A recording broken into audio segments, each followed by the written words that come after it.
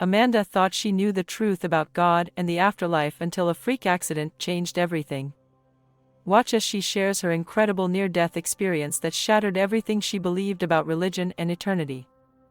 My name is Amanda Faruqi. And I'm 51 years old. I live in a modest 2-story house in Lansing, Michigan, where I've spent most of my adult life.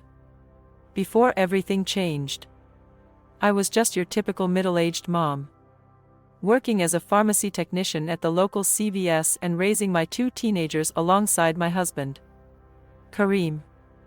If you believe in God and near-death experiences, subscribe to Life at NDE today. Discover inspiring messages from God through powerful near-death stories that bring hope and understanding. Hit subscribe now and join us in spreading the light of faith. Growing up in a devout Muslim family, my faith was not just a part of my life, it was the foundation of everything I did. From a very young age, I was taught the importance of prayer, fasting, and following the teachings of Islam. I prayed 5 times a day without fail, making sure to honor the prescribed moments of connection with God. During Ramadan, I fasted every year, observing the holy month with dedication and discipline. Even when the days were long and difficult, it wasn't just about the rituals, it was about embodying the principles of my faith in every aspect of my life. My parents had immigrated from Pakistan before I was born, and they carried their traditions with them across the world, ensuring that we, their children, stayed rooted in our cultural and religious practices. Despite the challenges of living in a foreign country, they were determined to keep our heritage alive. Our home was filled with the sounds of prayer, the aroma of traditional meals, and the guidance of faith. They instilled in me a deep sense of devotion to God and a commitment to live according to His will. In our household, religion wasn't something separate from daily life, it was woven into every moment. From our family gatherings to our community involvement, everything was centered around the teachings of Islam. My parents were role models for me, showing me through their actions what it meant to live a life of faith.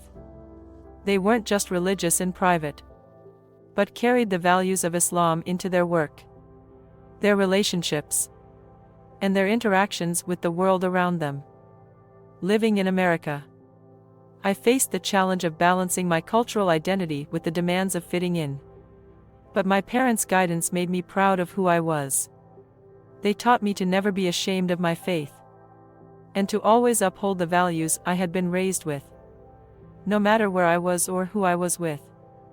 Through them, I learned the importance of keeping my faith strong, even when the world around me seemed to push in different directions.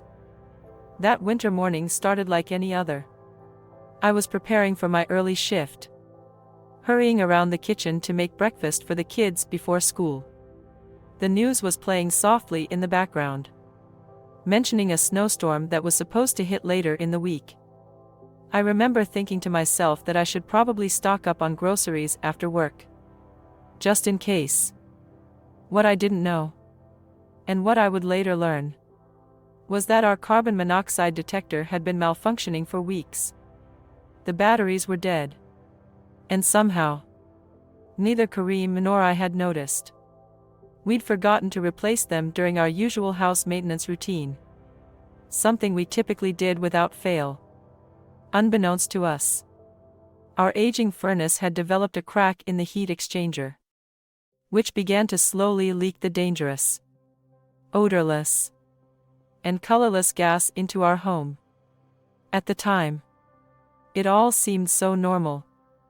I was just going about my morning routine, unaware that something as simple as neglecting to replace the batteries could have such a devastating impact. The quiet hum of the furnace, the rush of the morning, the ordinary distractions, it all felt just like any other day. But it was far from it. I started feeling a bit dizzy while packing lunches, but I brushed it off as just being tired. It had been a busy week, and I thought maybe I was just running low on energy. My daughter, Amira, complained of a headache and wanted to stay home from school. I told her she'd be fine. But I could tell she didn't feel well.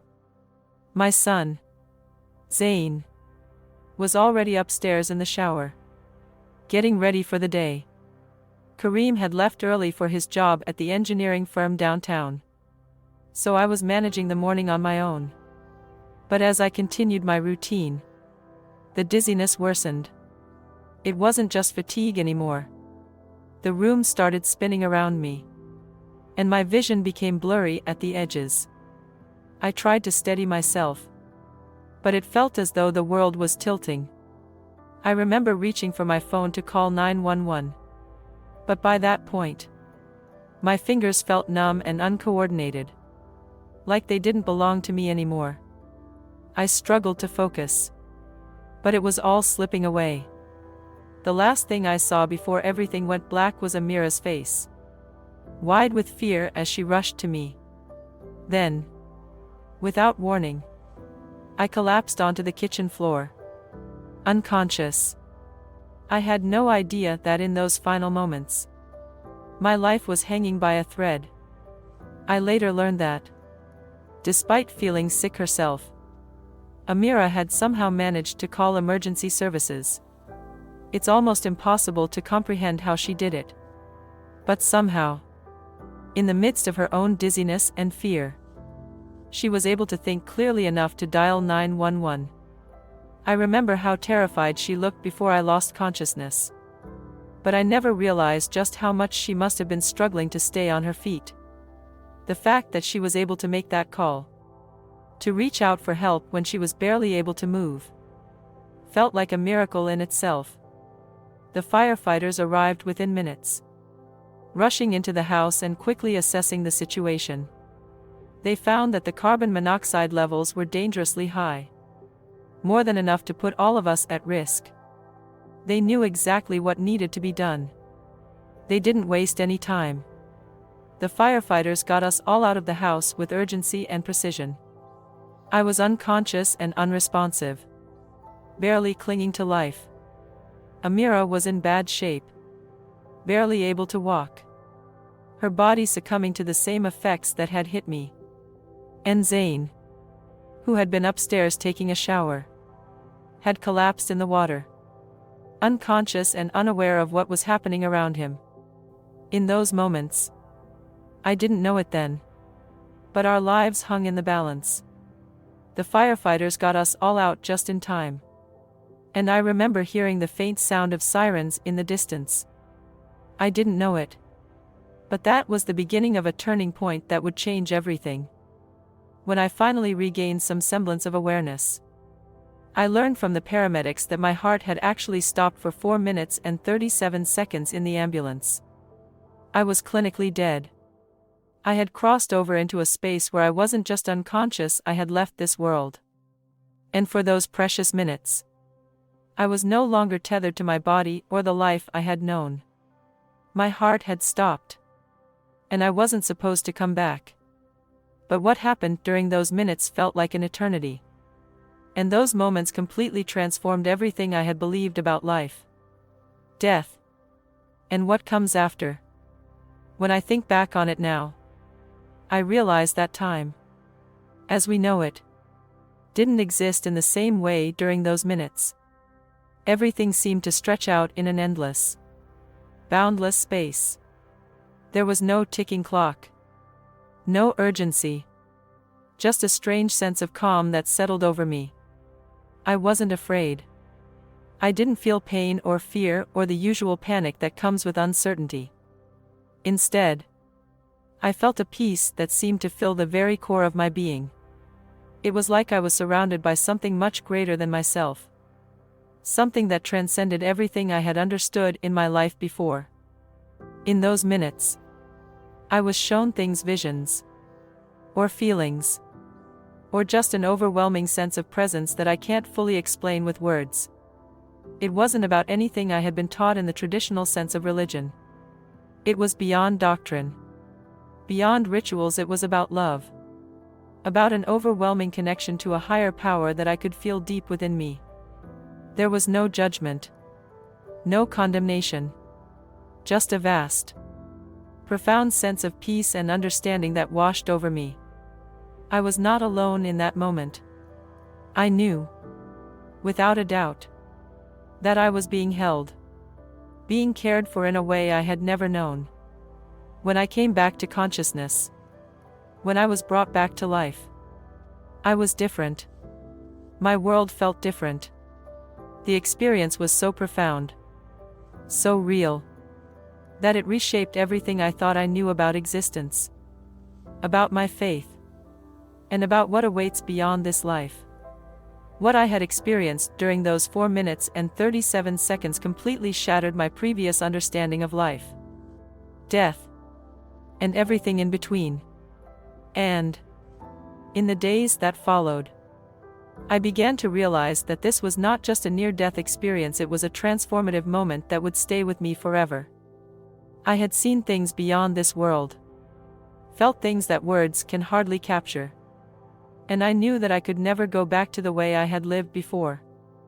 Looking back now, I can see how my whole life had been leading up to that moment.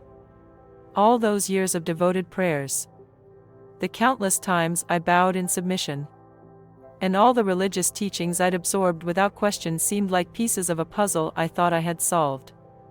My certainty about what happens after death was the cornerstone of my faith.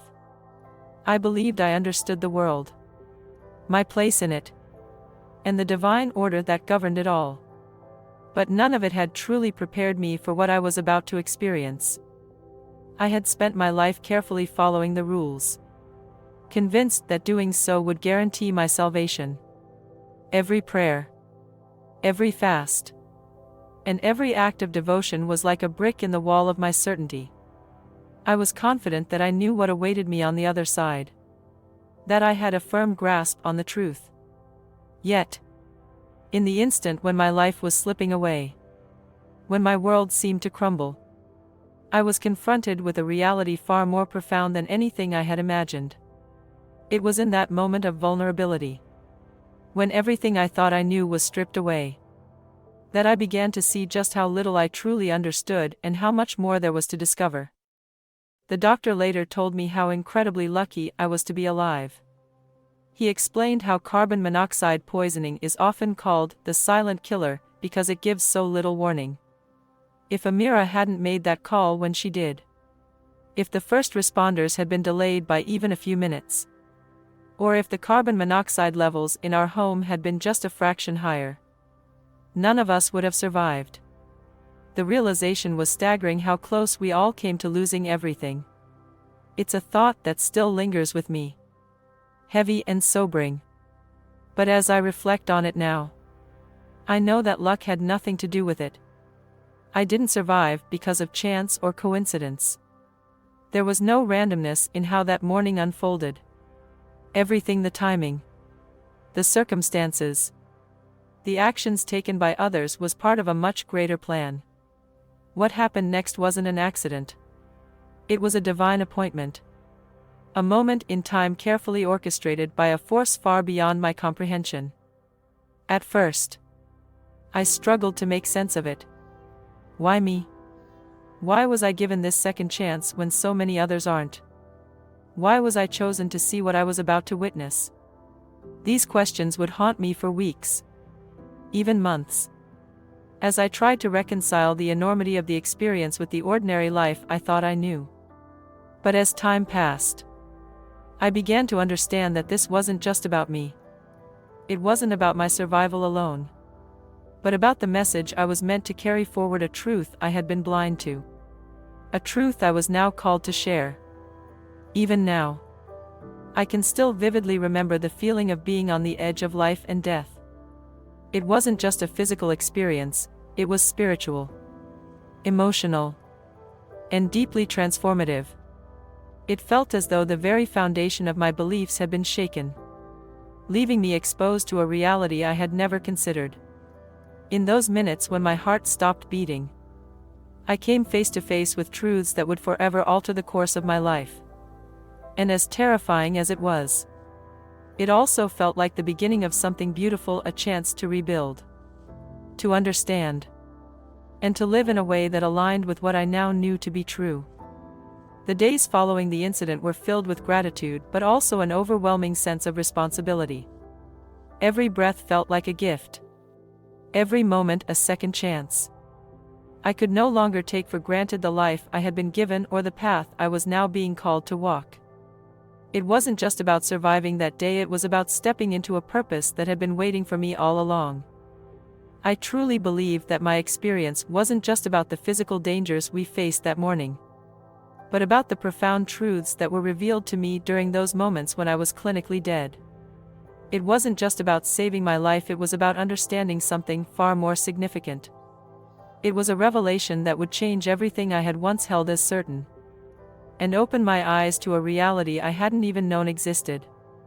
In those moments, I was shown that life and death aren't just biological events. They are part of a much grander, more spiritual journey. One that transcends the boundaries of what we know or can comprehend. It was not heaven, nor was it hell, but a space so filled with light, peace, and an overwhelming sense of love that it defied any attempt at description. The light wasn't blinding, but warm and enveloping, as if it was part of me and I was part of it. I felt no fear, no anxiety, or any of the emotions one might expect to encounter in such an unknown state. Instead, I felt a profound calmness, a peace that permeated every fiber of my being. It was as though I was surrounded by something far greater than myself. Something that stretched beyond the limits of my comprehension. Yet something that felt completely familiar. As though it had always been there. This space was unlike anything I had ever known. It wasn't governed by the rules or beliefs I had held so tightly to before. And there were no boundaries to how far I could stretch my awareness. It was a boundless place, full of connection, unity, and an infinite sense of belonging. There was no judgment here, no condemnation for past actions or choices. No sense of right or wrong in the way I had previously understood it. In that moment, I didn't just understand the concept of a higher power, I felt it in my core. Experienced it in every part of me. This wasn't an abstract idea or a distant deity, it was a presence that was deeply personal and yet greater than anything I had ever known. I realized that the life I had lived, the religious teachings I had followed, were just fragments of a much grander and more beautiful truth. They were important, yes, but they were only pieces of a divine puzzle that could not be confined to human understanding or limited by rigid belief systems.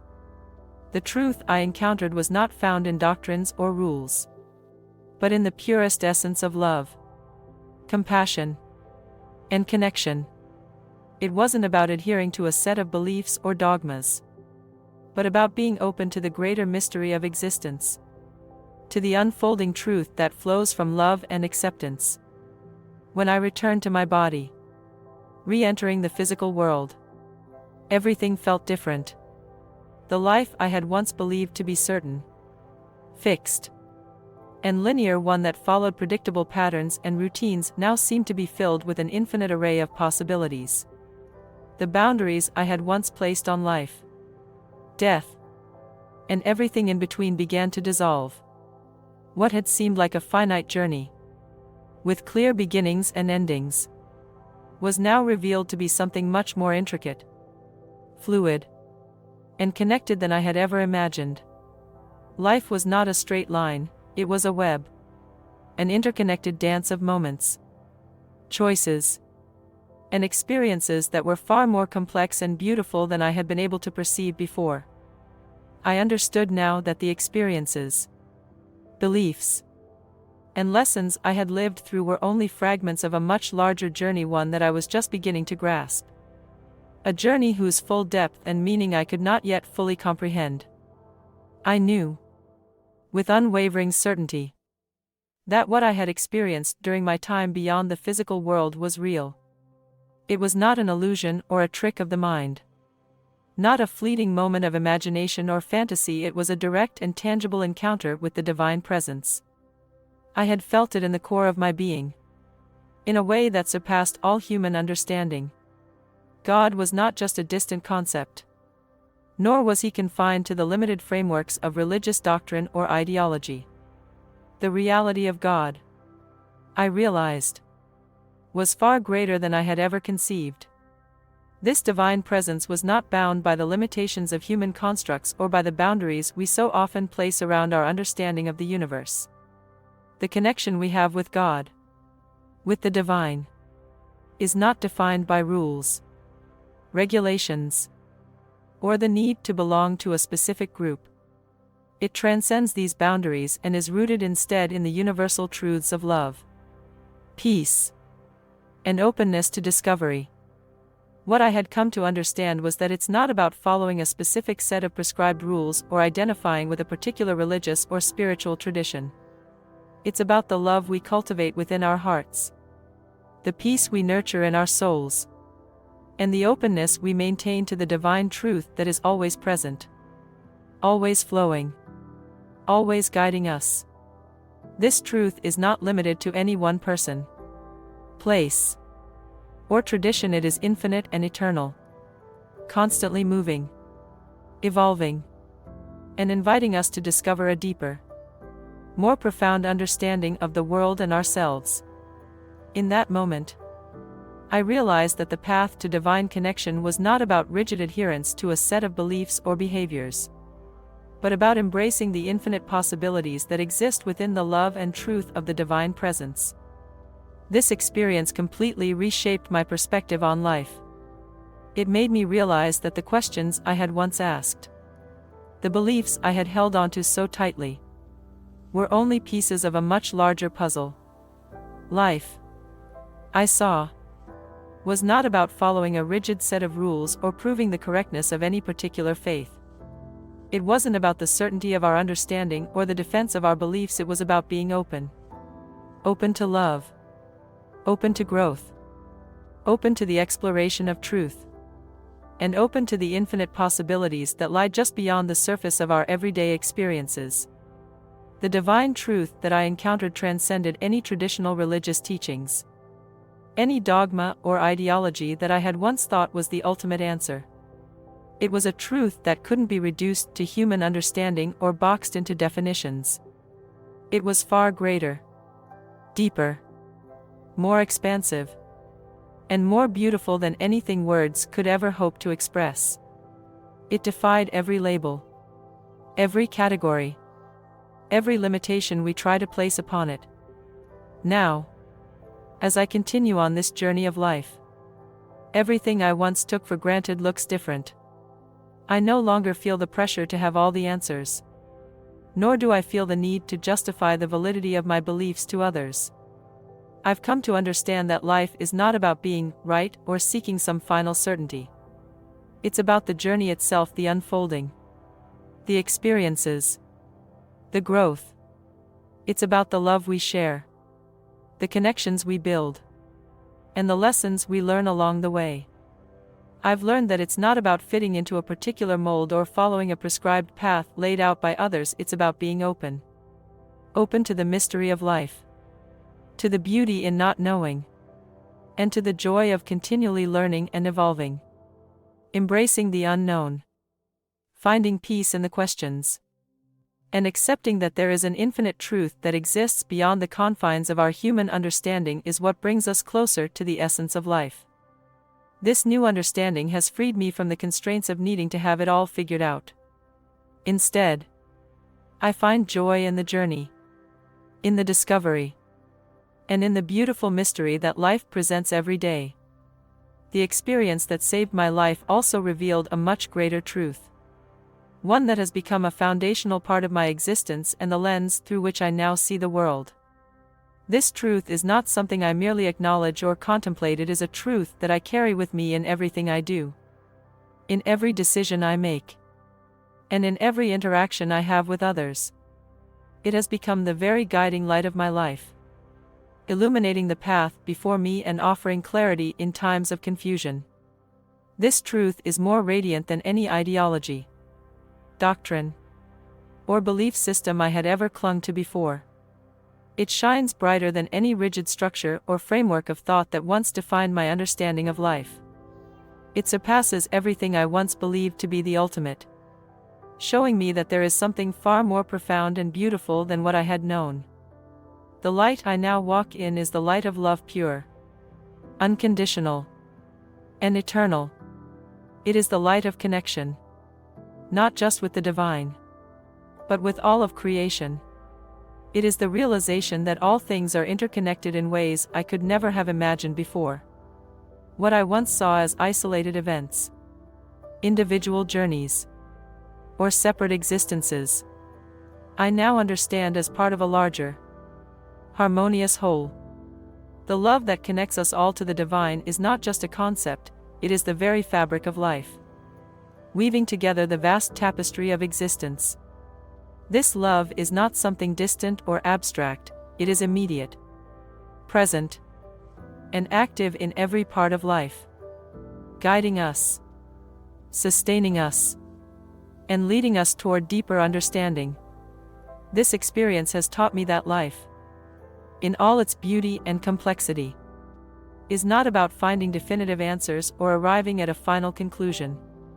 It is not about clinging to the certainty of fixed beliefs or achieving a state of knowing that shuts out the possibility of growth. Instead, life is about seeking truth, seeking connection, seeking understanding. It is about discovering the deeper meanings that lie beneath the surface of our everyday lives, and embracing the love that unites us all. Life is about being open to the unfolding journey, one that is constantly evolving and expanding. The answers may not always come in the ways we expect, but the quest itself is where the richness of life lies. It is in the seeking, the wondering, and the exploration that we truly connect with the divine. Now, as I continue forward on my journey, I realize that the path I walk is no longer just my own. The insights I have gained, the truth that has been revealed to me, are not meant to be kept within myself but are meant to be shared, experienced, and understood with others. This is a shared journey, one that we are all walking together, whether we realize it or not. The connections I form with others are no longer random or fleeting, they are part of the greater tapestry of life that we are all woven into. Every relationship, every interaction, is a step along this shared path toward greater understanding, love, and spiritual growth. I now know, with every fiber of my being, that the divine presence I encountered is not just a fleeting moment in time, but a constant, ever-present force that surrounds us in every moment of our lives. It is with us always, patiently and compassionately guiding us toward greater awareness, deeper understanding, and boundless compassion. This divine presence is a companion unlike any other, always there to lead us gently through the uncertainties and challenges of life. No matter how lost or confused we may feel, this presence is a reminder that there is a deeper truth waiting to be discovered in every experience, in every moment, if only we are open to it.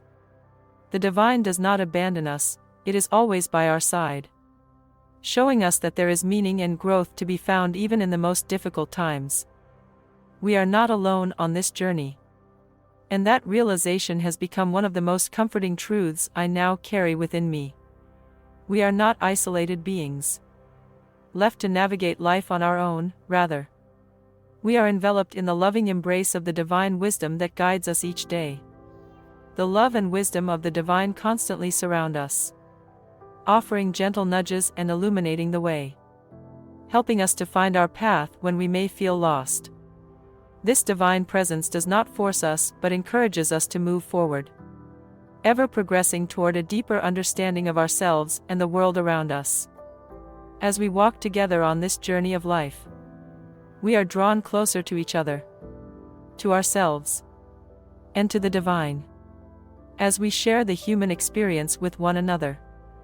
This journey is not one of isolation or separateness, it is a journey of unity, connection, and shared experience, where every moment we live is woven together by the threads of our collective existence. Each step we take on this journey is a step toward a deeper understanding not only of who we are as individuals, but also of who we are when we come together as one. In this shared experience, we begin to realize that we are not isolated beings, but interconnected, each of us an integral part of the whole.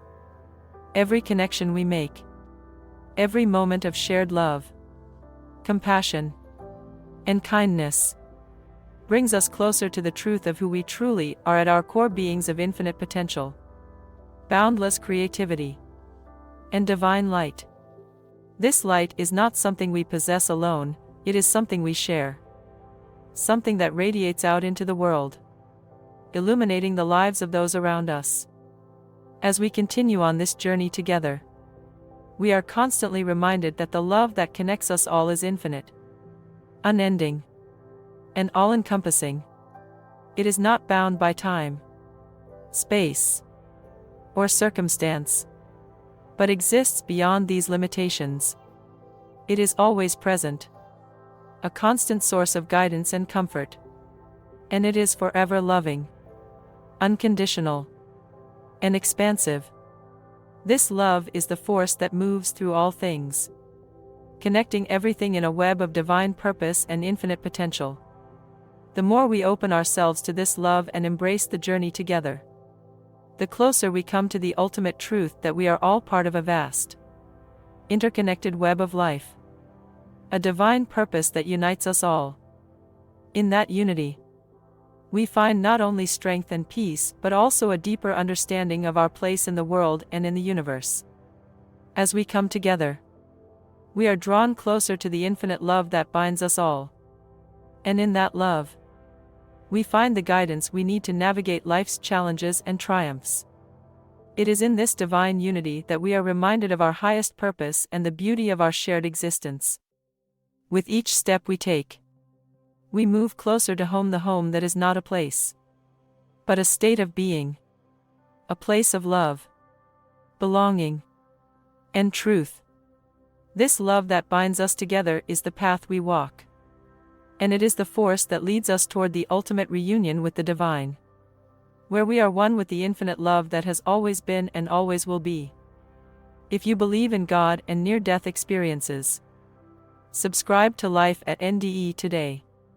Discover inspiring messages from God through powerful near-death stories that bring hope and understanding. Hit subscribe now and join us in spreading the light of faith.